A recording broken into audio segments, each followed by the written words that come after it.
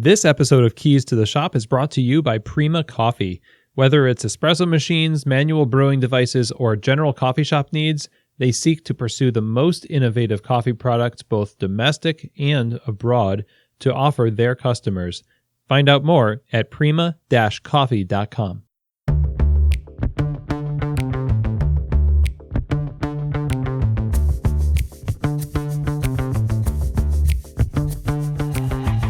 This is Keys to the Shop, episode number 21, How to Leverage Your Performance Review.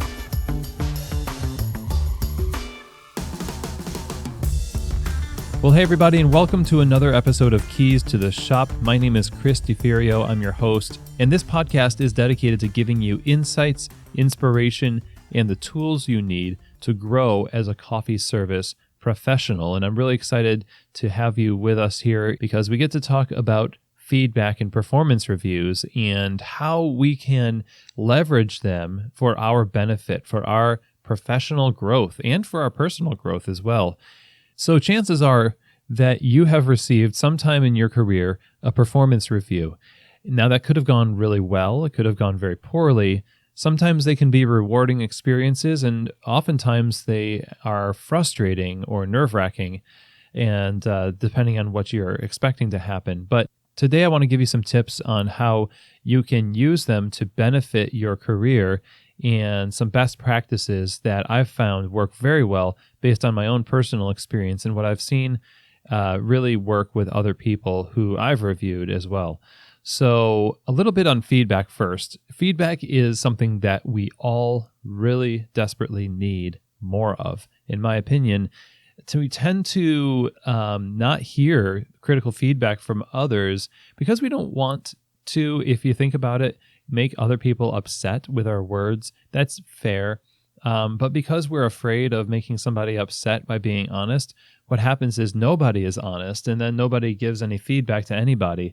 And when you get into a professional situation, though, when you've got somebody like a manager who is tasked with your performance and the performance of the cafe as a result, you have this rare opportunity that sometimes life doesn't afford you, and that is somebody who is specifically watching you and giving you feedback about things that you can do better.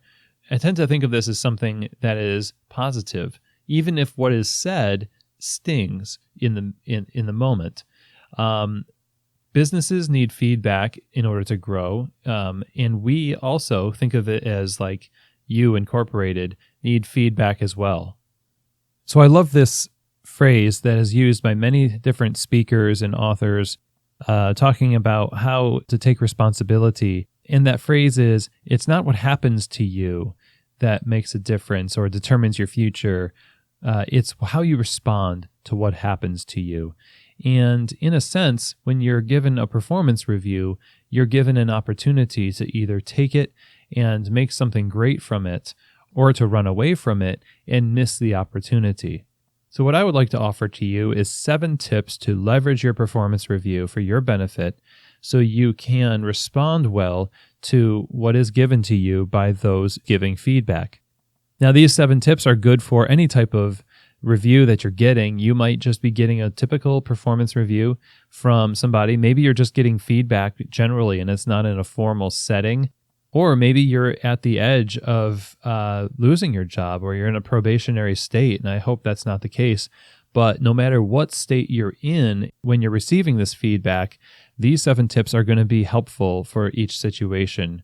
So let's start with the first one, and that is you have to check your pride. So number 1, check your pride. Now, I know that we all resonate with this one because even the most humble of us will get defensive when somebody brings critique. And humility is not necessarily the absence of defensiveness. Maybe it's a different regulation of its manifestation. But we all feel a bit of defensiveness when somebody is critiquing us, especially if we really take our jobs seriously. So in all of this, one way to help check your pride is, first of all, recognize that you're part of something much bigger than yourself. So it's not all about you. It's about the part you play in the larger whole. first of all. Second of all, don't take it personally. This is a job. It's not a personal judgment on you necessarily. It's just about the job itself. And if it helps, you can take an observer's point of view of your activity when somebody's giving you feedback.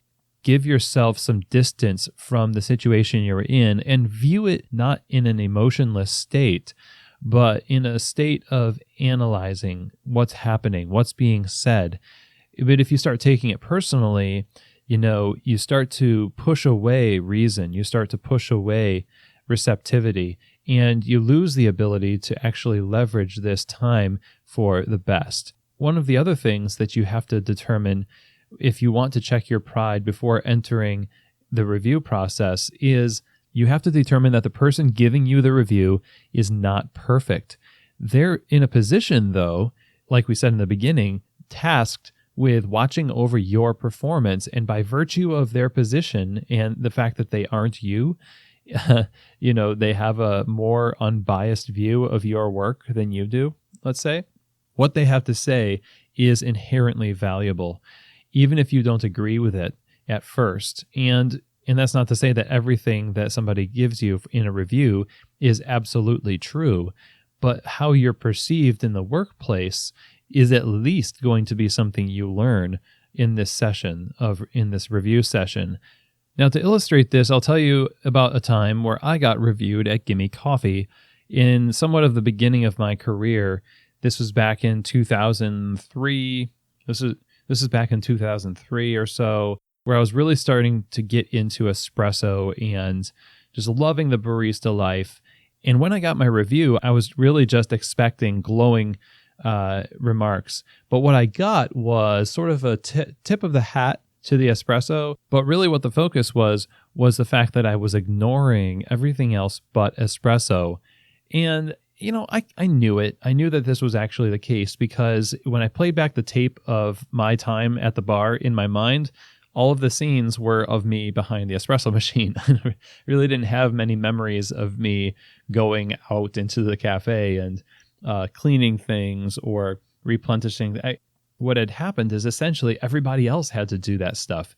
And so I didn't say anything in the review, but internally, I was feeling very defensive about all the things that were said because I thought, oh, well, they're not paying attention to the positive things that I'm doing. They're just focusing in on the negatives. But afterwards, after thinking about it, especially knowing that they were right, my pride went down, my defensiveness went down, and I was able to receive what they were saying, and I made the change necessary.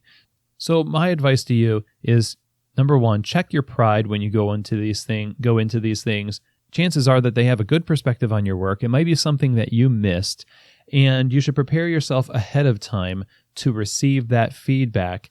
And when you do that, when you prepare yourself ahead of time, you're not going to be blindsided by this emotion of defensiveness or pride, and you'll be able to receive the feedback a lot easier. So number 2 of 7 tips to leverage your performance review, you have to give the one giving you the review the benefit of the doubt. So give the benefit of the doubt. More often than not, when somebody is giving you a review, they have your best interest in mind. And it may be hard to believe that, especially if that person is not necessarily on bar with you very much. But in most cases, people have your best interest in mind. And let's say that they don't necessarily. Well, at least you know that they have the best interest of the cafe in mind or the team, because they, as the manager, are being held responsible for a bigger picture thing than you are. As a barista, they're being held responsible for the product that the cafe creates, that experience. So you at least know that they have in their mind the goal of making something right that might be wrong. So what's really hard in this case is knowing that you are the weak link, or at least it seems like you're the weak link or one of them. I would say that if I'm receiving feedback from someone that makes me out to be the one who's causing a bit of a hiccup in the operation, feel embarrassed by it because I want to do right by my team, even if I don't want to do right by my manager. Let's say that you don't respect your manager. I mean, there are other problems in that scenario that we can't address right now, but even if you don't, you at least want to respect your team that share the shift with you. And it's embarrassing to know that maybe something you're doing is causing strife in the midst of people that you want to work well with. But don't let that kind of make you push away that feedback from the manager. Again, give them the benefit of the doubt. They might have some insight on how to solve the issue that you have behind the bar. And here's the thing. Danny Meyer is famous for his book, Setting the Table. I always reference Danny Meyer somehow, apparently. The idea of constant gentle pressure as a management technique that he uses with his staff is genius. And it's something that a lot of us just will naturally want to employ. But what that alludes to is this other truth that I want to share with you. And that is that formation doesn't happen unless there's pressure, unless there's resistance. I mean, if you imagine a potter's wheel, okay, to use kind of like an iconic image of somebody making a clay bowl. In order for that bowl to be shaped, you have to push from the outside in and create a shape and create restriction and resistance. And the manager's job not only is to affirm you in your strengths, but also to provide pressure and resistance against the things that want to go outside of the bounds or the design of the place where you work. So without pressure, there isn't any formation. Without that resistance, there isn't any formation.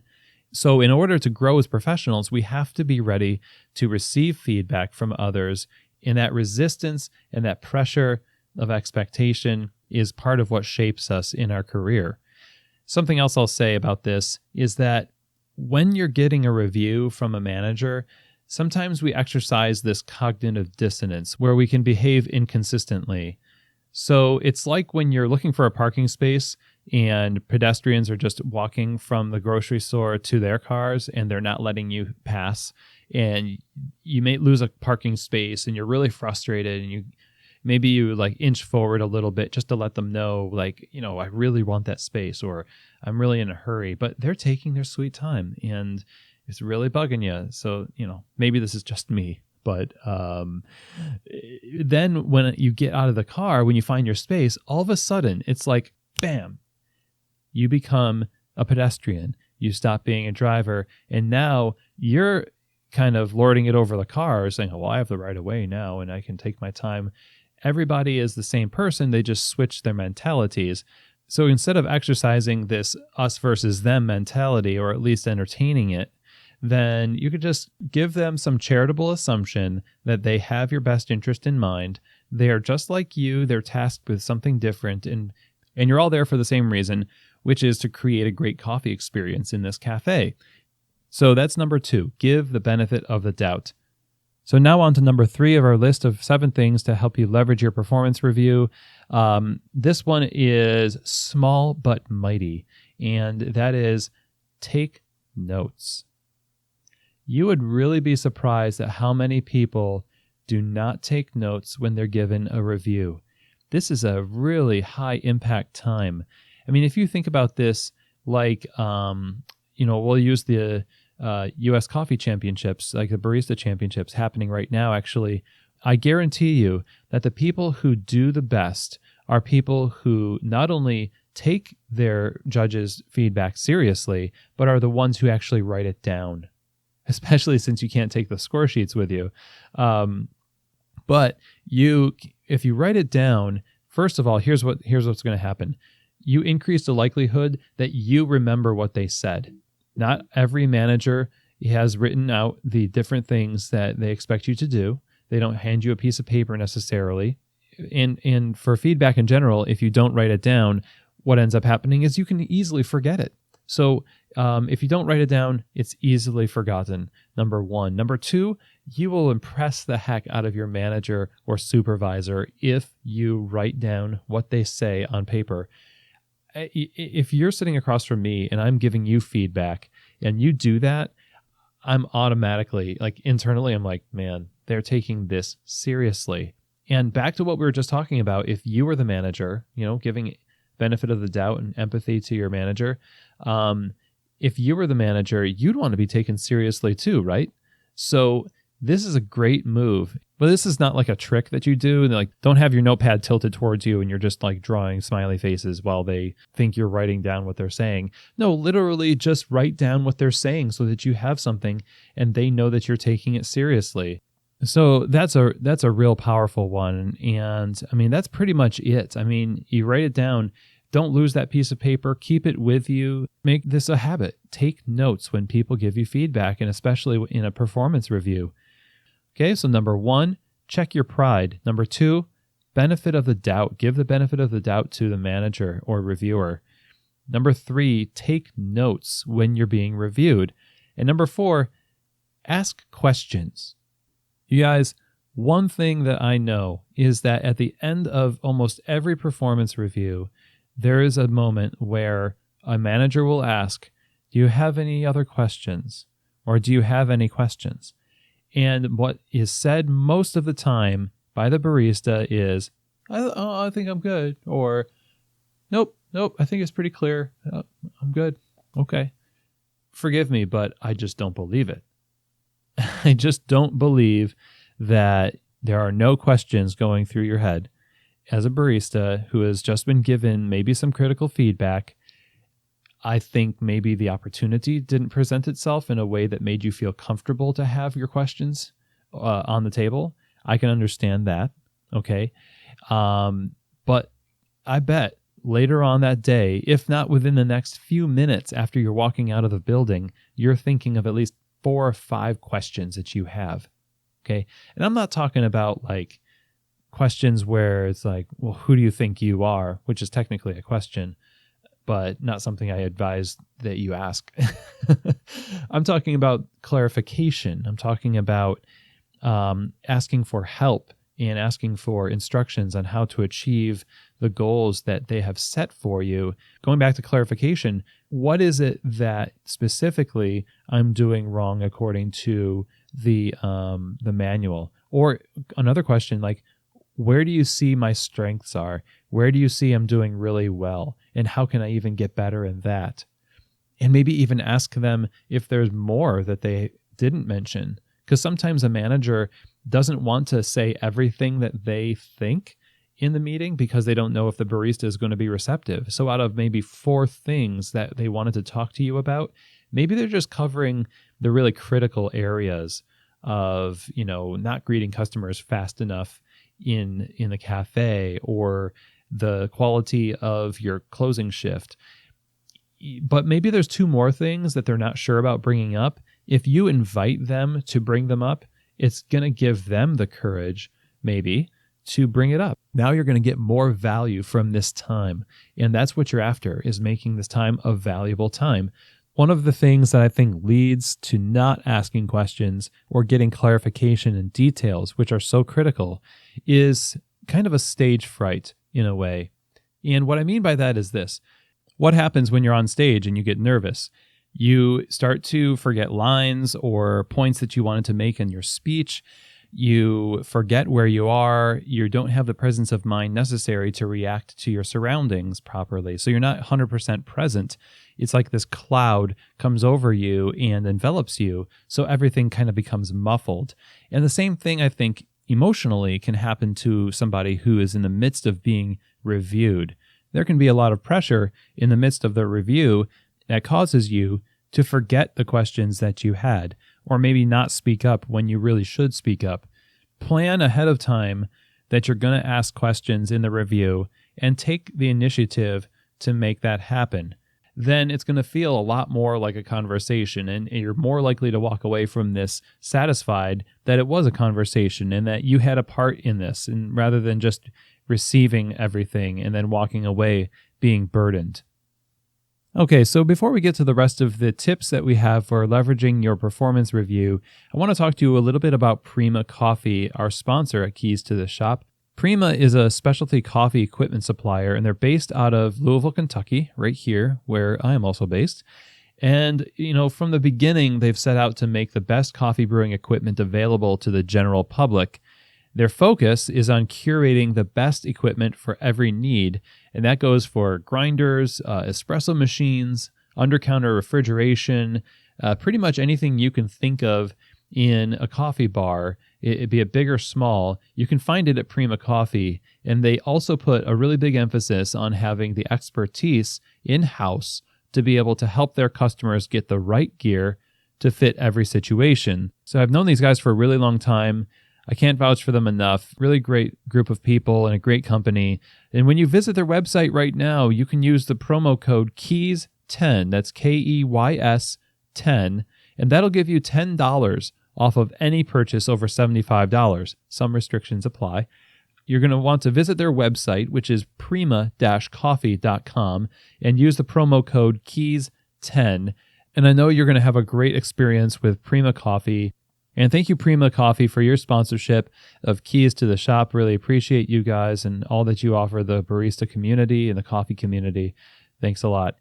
Now, let's get back to our list of 7 tips for leveraging your performance review. We went through up till number 5. The first 4 were check your pride, give the benefit of the doubt, take notes, and ask questions.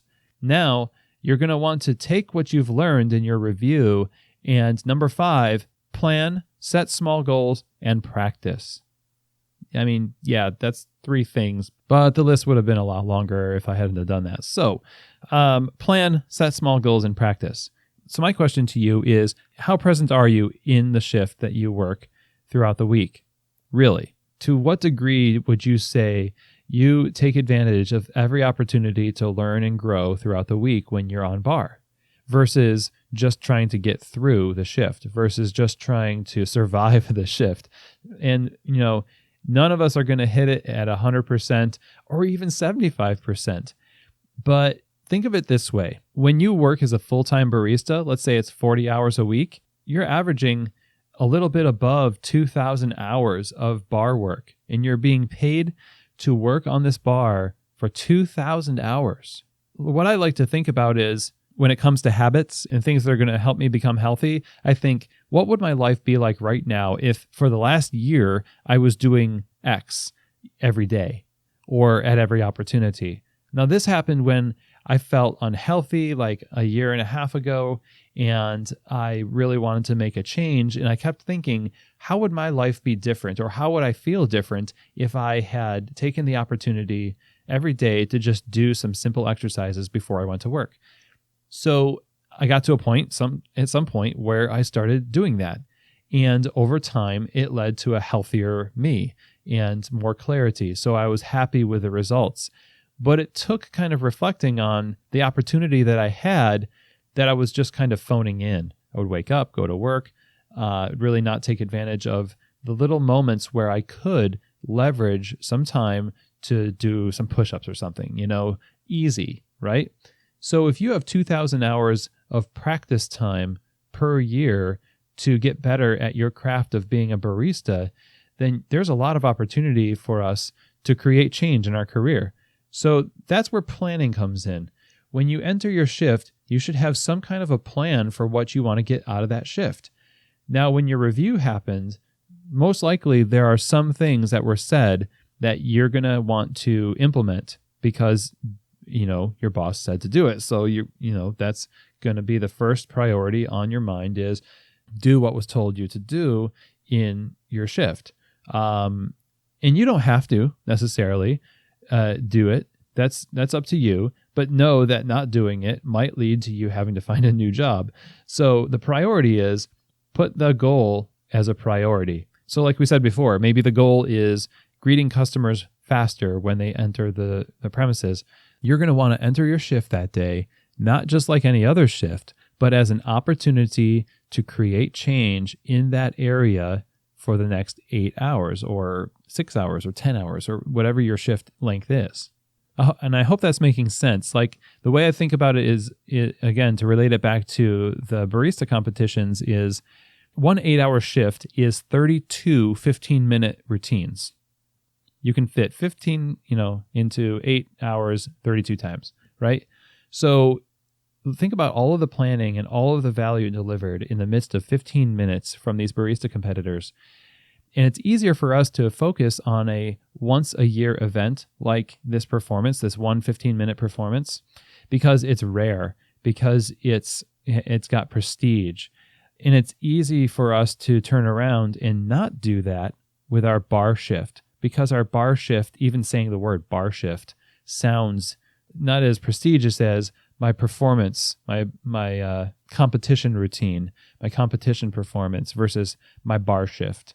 So there is a bit of this at play when we become too familiar with something. We start to discount its effects on our life. We start to discount its ability to change our life. And if you just leverage the opportunity you have in your shift every day to create change and start with these goals that are given to you during the performance review, you're going to see huge benefits. Now, back to our example of greeting customers faster, that's a big goal. And you can just wait till a customer comes in to practice that goal, and you'll get better over time. But one thing you could do, you can break it down into small goals. And what I mean by that is this. Think about what the root of that issue is. It's not that you don't like people, but more likely that the root of the issue is you're just not aware of your environment as much as you probably could be. So now that you know the root of the problem, you can practice being aware of your environment, whether somebody's coming in the door or not. So practice being aware of where your coworkers are in your peripheral vision. Practice being aware of where the customers who are already in the cafe are, or where equipment is. And that way, if you just practice awareness of your environment, when a customer comes in, you're going to be more likely to make good on the large goal, which is to greet them faster. So you see, it's kind of like a little bit of cross-training there. Do this every time you come into the store. That's practice. Again, number 5, plan your shift. Plan what you want to do during that shift to leverage that time that you have. Set small goals that will help you achieve your larger goal, and just practice. Practice those things on a regular basis. Now, number 6 on our list is ask for or get follow-up. Okay? What do I mean by follow-up? Well, we're talking about the thing that sometimes managers are really bad at. And I would say, a lot of times managers are really bad at, and a lot of times I am really bad at. And this is, little confessional from Chris. You can really chase a lot of fires as a manager. You can chase little things, a little bit, emails, and get distracted, and you won't always follow up the way you intend to do. And that will kind of submarine the effectiveness of your feedback when a barista doesn't receive follow-up. Now, speaking to those of us who are baristas, knowing that your manager is just a person doing a job just like you, and they're fallible, forgetful, and sometimes negligent, you can't afford to not get as much value as you can out of being a barista by just allowing time to go by without follow-up. So my suggestion to you is that you initiate this process of setting up a time, a date and a time to have follow-up given to you for what was just given as feedback. So if you tell me that I need to work on my opening shift because I'm not getting things dialed in on time, then what I'm going to do is say, I'm going to ask, can we meet in a month or so and see how I'm doing? Can we set a time right now? Can we put it on the calendar?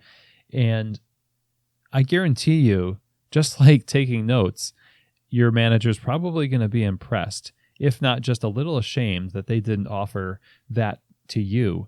But again, it'll show that you take your job seriously enough to plan for more feedback. Not only that, but it also makes it more likely that the manager is going to be paying attention to what you're doing rather than just dispensing wisdom during the review and then just not doing anything about it afterwards or not observing you. Ask for follow-up. And I'll bet you that not only will you be more engaged, but your manager will be more engaged as well in this process. And you're going to come out of this a much more mature professional. So definitely ask for follow-up, get follow-up, even, if it's not given.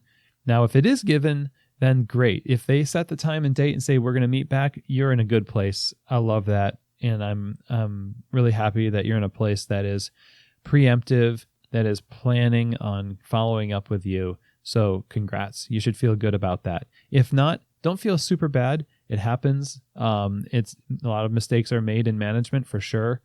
But take initiative, and it'll help actually be a learning experience for the managers too. And maybe future baristas won't have to be the ones to initiate. Who knows? But take the steering wheel there and make sure that you get follow-up on the feedback that they're giving you. So now the last tip I have for you is work at remembering your strengths.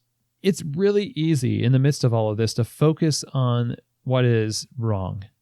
Now, not all feedback given is bad. A lot of managers will offer a good deal of affirmation, but what we tend to do is we have all of this affirmation given to us, and then when the critical part is brought up, we think only of that thing.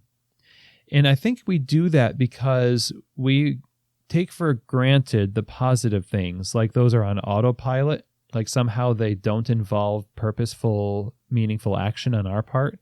But the negatives and fixing things does require purposeful and meaningful action. Both do, okay? You easily can focus on the negative, and we all do this, but you need to be able to continue to do those positive things with the kind of strength that you always have, and don't rob them of their energy by putting all of your energy into just this one area. Those of us who are baristas, I'll tell you right now, it's likely that you're probably doing a pretty good job, okay? And if you're not, you're given the opportunity to become better. I guarantee you it's better than what happened to me when I got fired from my first coffee job with the excuse of it just wasn't working out. Like really vague feedback, not helpful. If somebody is investing in your betterment, that is a positive thing, and it shouldn't be viewed as a negative. But in the midst of receiving feedback, it helps to go into it with full knowledge of self.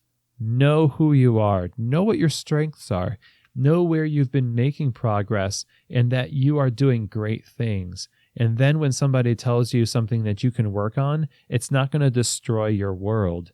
Don't treat the positive things you do as just ho-hum. They're meaningful, they're powerful, and they are likely the reason why you can be trusted with the kind of feedback that you've been given to improve on. So don't let it get you down. It's just a small part of a larger picture of who you are at work, and an even smaller part of a larger picture of who you are as a person. So I hope you take that as encouragement. So to recap our list of 7 tips for leveraging your performance review. So number 1, check your pride. Number 2, give the benefit of the doubt to the one reviewing you. Number 3, take notes when you're given a review. Number 4, ask questions when you're reviewed so that you can get clarification. And number 5, plan, set goals, and practice after the review. Make good on those things that were given to you as feedback. Number 6, get follow-up. Make an appointment. Make a time and a date so that you can have somebody watching you and know the progress that you're making. Number 7, remember your strengths. This is just a small part of a larger picture of who you are at work. So there it is, just a quick 7 things that you can use in your next performance review to help you get the most out of it. And I want to say that your reviews don't have to be the only place where these things apply. I mean, you can solicit feedback at any time.